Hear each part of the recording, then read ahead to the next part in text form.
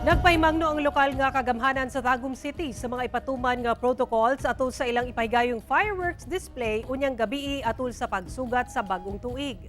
Una nang gianunsyo sa Tagum City LGU nga inay sa naandang City Hall grounds ipahigayon ang fireworks display alang sa pagsugat sa bagong tuig sa Tagum Flyover. Sumala sa LGU alang sa kaluwasan sa tanan, hugtanong ginadili ang pagsulod sa mga nakabarikadang bahin sa palibot sa flyover sa syudad. Ginadili ang pagdala og payong, busag iabisuhan ang publiko nga magdala na lang og kapote, kalo o dagko nga cellophane kuno galing muulan.